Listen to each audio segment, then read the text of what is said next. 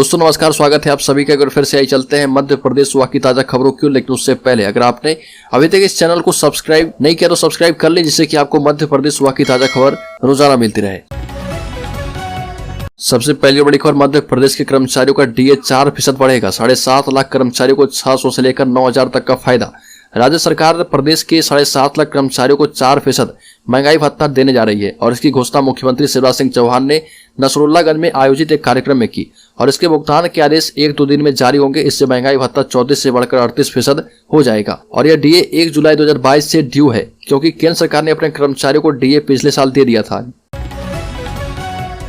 राज्य के पूर्व मुख्यमंत्री कमलनाथ की अफसरों को चेतावनी पर मुख्यमंत्री ने कहा कि आप बुजुर्ग नेता हैं, देख लूंगा, निपटा दूंगा। ये कोई सीनियर नेता बोलता है क्या? पूर्व मुख्यमंत्री कमलनाथ की अफसरों से हिसाब लेने की चेतावनी पर मुख्यमंत्री शिवराज सिंह चौहान ने कहा कि यह उनकी कुंठा बोल रही है। एक कुंठित व्यक्ति ही ऐसी भाषा बोल सकता है, देख लूंगा, निपटा दूंगा, पीस दूंगा। मुख्यमंत्री शिवराज सिंह चौहान ने कहा कि पूर्व सीएम कमलनाथ बुजुर्ग नेता हैं और भाषा पर संयम रखें। राज्य सरकार के नगरीय प्रशासन मंत्री हरदीप सिंह डंग ने बहुचर्चित बागेश्वर धाम के पीठाधीश धीरेन्द्र कृष्ण शास्त्री का समर्थन किया और कहा कि हमें गर्व है कि ऐसे संत हमारे भारत की भूमि पर हैं।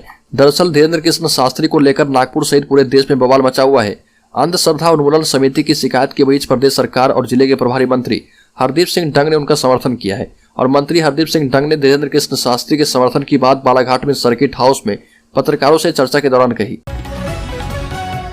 भोपाल की राजगढ़ के बिजली संविदा कर्मचारी और आउटसोर्स कर्मचारी 5 सूत्रीय मांगों को लेकर काम बंद हड़ताल पर चले गए हैं और जिले के खिलचीपुर में संविदा और आउटसोर्स के करीब 300 कर्मचारियों ने पूर्व ऊर्जा मंत्री प्रियव्रत सिंह के निवास पर पहुंचकर अपनी मांगों को लेकर ज्ञापन दिया और अपनी 5 सूत्रीय मांगों को लेकर जिले भर के 1500 संविदा एवं आउटसोर्स कर्मचारियों ने अनिश्चितकालीन हड़ताल कर दिया है। संविदा एवं आउटसोर्स कर्मियों की हड़ताल के कारण पूरे बिजली विभाग के कार्य के साथ साथ बिजली व्यवस्था सुचारू बनाए रखने को लेकर वसूली का काम प्रभावित हो रहा। रक्षा मंत्री राजनाथ सिंह और मध्य प्रदेश के मुख्यमंत्री शिवराज सिंह चौहान सिंगरौली वासियों को 408 करोड़ रुपए के निर्माण कार्यों की सौगात दिए। प्रदेश की ऊर्जा राजधानी सिंगरौली को मुख्यमंत्री कई बड़ी सौगातें दे चुके हैं। मुख्यमंत्री शिवराज सिंह चौहान ने जिले के 25,000 गरीब परिवारों को मुख्यमंत्री आवासीय भू अधिकार योजना के तहत आवासीय पट्टे भी प्रदान किए। मध्य प्रदेश के सिंगरौली जिले में जनसभा को संबोधित करते हुए मुख्यमंत्री शिवराज सिंह चौहान ने ऐलान किया है कि छूटी हुई बैगा जनजाति बहनों को मध्य प्रदेश सरकार 1,000 रुपये महीना देगी और ये भी कहा कि विकास की दौड़ में सिंगरौली पीछे नहीं रहेगा। ऊर्जाधानी मध्य प्रदेश के विकास का इंजन बनेगी। मुख्यमंत्री शिवराज सिंह चौहान ने सिंगरौली, रीवा और जबलपुर में रोजगार का अवसर बढ़ाने के लिए औद्योगिक कॉरिडोर बनाने की घोषणा की है। मधुमक्खियों की फौज बनाएगी मध्य प्रदेश सरकार, हाथियों को भगाने के लिए होगा इस्तेमाल। मानवाधिकार संघर्ष की घटनाओं को रोकने के लिए मध्य प्रदेश सरकार अब प्रभावित क्षेत्रों में डिब्बों में मधुमक्खियां पालेगी और रहवासी इलाके में आ रहे हाथियों के रास्ते में इन्हें रखेगी और जिनकी भिनभिनाती आवाज एवं डंक से डरकर हाथी मानव बस्तियों और खेतों में नहीं आएंगे। हाथी महुआ के फूलों को खा लेते हैं और इसके नशे में मस्त होकर प्रदेश के सीमावर्ती जिलों के रहवासी इलाके में भटकते रहते हैं। हाथी भगाए जाने या फिर पड़ोसी राज्य छत्तीसगढ़ लौटने से पहले वो तांडव मचाकर जान माल को नुकसान पहुंचाते हैं। राज्य में बागेश्वर धाम सरकार धीरेन्द्र कृष्ण शास्त्री से जुड़ा विवाद लगातार बढ़ता जा रहा। जहां एक वर्ग उनका विरोध कर रहा तो वहीं दूसरा उनके समर्थन में उतर आया है। सोशल मीडिया से लेकर टेलीविजन चैनलों में भी चर्चाओं का बाजार गर्म है। हाल ही में पंधाना विधायक और भारतीय जनता युवा मोर्चा के प्रदेश महामंत्री राम दंगोरे ने बागेश्वर धाम सरकार का खंडवा में जोरदार तरीके से समर्थन करते हुए अपने विचार रखे। विधायक ने कहा कि जो भी व्यक्ति प्रसिद्ध होता है लोग उसकी आलोचना करने लगते हैं। आलोचना करने वाले लोगों के पास कोई काम धंधा नहीं होता। अगर आरोप लगाना ही है तो ऐसे लोगों के ऊपर लगाओ जो मजारों पर जाकर के अपनी बाधाएं दूर करते हैं और ऐसे 50 से ज्यादा मजार हैं जहां पर लोग अपनी बाधाएं दूर करते हैं। मध्य प्रदेश पुलिस को कमलनाथ ने दी चेतावनी, बोले अच्छा हिसाब लिया जाएगा। शिवराज ने किया कटाक्ष।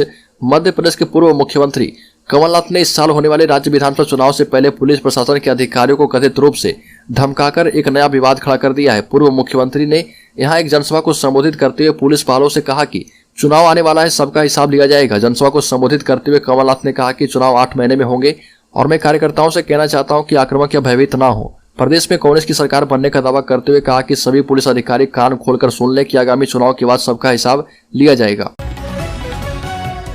मध्य प्रदेश में विधानसभा चुनाव 2023 निकट आ चुके हैं और इसी के साथ जेबीजेपी यानी ज्योतिरादित्य सिंधिया के प्रति निष्ठा रखने वाले कार्यकर्ता और बीजेपी यानी भारतीय जनता पार्टी के प्रति निष्ठा वाले कार्यकर्ता के बीच खुला जंग शुरू हो चुका है। दोनों ही पक्ष चुनाव की तैयारी कर रहे हैं और इस बार मध्य प्रदेश में शिवराज सिंह चौहान सरकार को भीतरघात का सामना करना पड़ सकता है और ज्योतिरादित्य सिंधिया के समर्थक और बीजेपी के समर्थकों में लगातार बयानबाजी और चुनौती देना जारी है।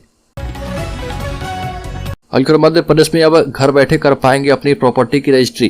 15 अगस्त के पहले योजना शुरू करने की है तैयारी। आपको बता दें कि मध्य प्रदेश में अब नागरिकों को घर बैठे अपनी संपत्ति की रजिस्ट्री की सुविधा मिल पाएगी और इससे सब रजिस्ट्रार कार्यालय जाने की झंझट से मुक्ति मिल जाएगी। राज्य सरकार ने इसकी तैयारी शुरू कर दी है और इसके लिए नया सॉफ्टवेयर बनाया जाएगा। यह व्यवस्था आधार कार्ड पर आधारित रहेगी। घर बैठे प्रॉपर्टी रजिस्ट्री की सुविधा देने की योजना का शुभारंभ मुख्यमंत्री शिवराज सिंह चौहान करेंगे। प्रशासनिक सूत्रों के मुताबिक 15 अगस्त से यह व्यवस्था शुरू हो जाएगी और यह एक नया प्रयोग होगा जो सरकारी व्यवस्था में पारदर्शिता लाने में अहम भूमिका निभाएगा।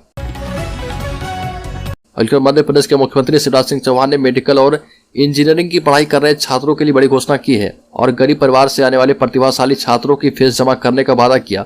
साथ ही बेरोजगारी पर झूठे वादे को लेकर पूर्ववर्ती कांग्रेस सरकार की घेराबंदी की। सीएम शिवराज सिंह चौहान ने सिंगरौली में एक मेडिकल कॉलेज और अन्य कई परियोजनाएं के शिलान्यास समारोह में शामिल हुए थे और जहां पर उन्होंने मेडिकल और इंजीनियरिंग के छात्रों को बड़ी सौगात देने का ऐलान किया है। शिवराज सिंह चौहान ने कहा कि भाजपा सरकार गरीबों के प्रतिभाशाली छात्रों के इंजीनियरिंग और मेडिकल कोर्स की फीस का भुगतान करेगी। साथ ही यह भी कहा कि हमने तय कर लिया कि मध्य प्रदेश में हर गरीब का घर हो, कोई बेघर ना रहे। बिल्कुल, राज्य के नेता प्रतिपक्ष डॉक्टर गोविंद सिंह ने साधा बागेश्वर महाराज धीरेन्द्र शास्त्री पर निशाना। कहा कि बाबा चमत्कारी तो कराए प्रदेश का कर्जा माफ। बागेश्वर महाराज धीरेन्द्र शास्त्री पर इन दिनों एमपी के नेता प्रतिपक्ष डॉक्टर गोविंद सिंह लगातार हमलावर हैं। जहां भी जा रहे बागेश्वर महाराज धीरेन्द्र शास्त्री पर बयानबाजी जरूर कर रहे। लाहौर तहसील में आयोजित एक कार्यक्रम में भी नेता प्रतिपक्ष डॉक्टर गोविंद सिंह ने धीरेन्द्र शास्त्री पर निशाना साधते हुए कहा कि अगर बागेश्वर बाबा इतने ही चमत्कारी बाबा हैं तो प्रदेश का कर्जा माफ क्यों नहीं कर देते। नेता प्रतिपक्ष डॉक्टर गोविंद सिंह ने आगे कहा कि बाबा प्रदेश का कर्जा कागजों में माफ करवा दें और जिससे प्रदेश का विकास हो सके। ये भी कहा कि कोई भी अपनी झोली भरने के लिए और निजी स्वार्थ के लिए काम करता है। मध्य प्रदेश में चिकित्सा अधिकारी के 1456 पदों पर भर्ती। एमटीएस और हवलदार के 11,409 पदों पर वैकेंसी।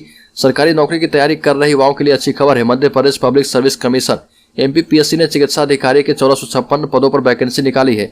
लोक स्वास्थ्य और परिवार कल्याण विभाग के अधीन अस्पतालों में खाली चिकित्सा अधिकारी के पद भरे जाएंगे और इसमें शैक्षिक योग्यता कैंडिडेट्स के पास एमबीबीएस की डिग्री होनी चाहिए। मेडिकल काउंसिल ऑफ इंडिया या राज्य मेडिकल काउंसिल का मान्यता प्राप्त रजिस्ट्रेशन डॉक्यूमेंट भी जरूरी है।